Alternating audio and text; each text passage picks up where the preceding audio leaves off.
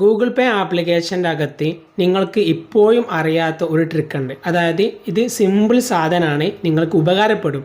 അതായത് ഈ ഗൂഗിൾ പേ application open ആക്കുന്ന സമയത്ത് നിങ്ങൾ ഏതെങ്കിലും ഒരു വ്യക്തിക്ക് പൈസ ചോദിക്കുകയാണ്. അപ്പോൾ 500 രൂപ ചോദിക്കുന്ന സമയത്ത് സാധാരണ അവർ അയച്ചു തരും. അതായത് നിങ്ങളൊരു QR കോഡ് അയച്ചു കൊടുക്കുന്ന സമയത്ത് അവർ 500 എന്ത് ചെയ്യും, ടൈപ്പ് ചെയ്തിട്ട് അവർ നമുക്ക് അയച്ചു തരും.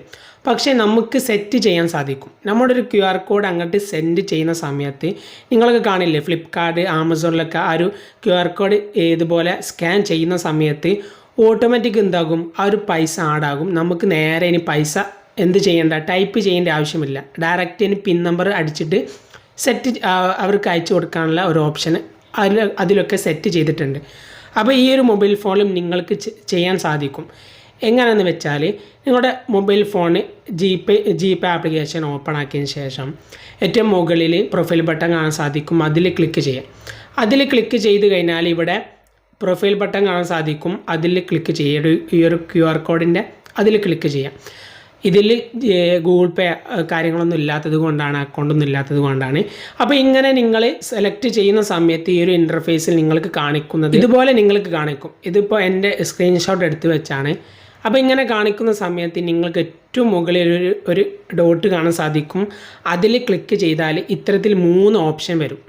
Set amount, get help, send feedback. ഈ സെറ്റ് എമൗണ്ട് എന്നതിൽ ക്ലിക്ക് ചെയ്യുന്ന സമയത്ത് ഇങ്ങനെ നിങ്ങൾക്ക് സെറ്റ് ചെയ്യാനുള്ള ഓപ്ഷൻ വരും.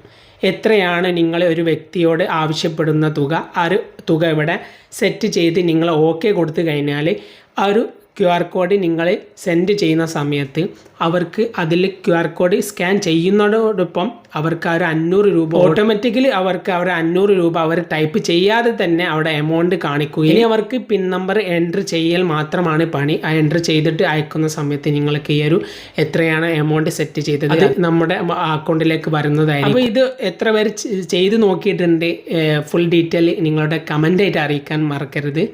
ഓക്കെ, എന്തെങ്കിലും സംശയം ഉണ്ടെങ്കിൽ ചോദിക്കുക.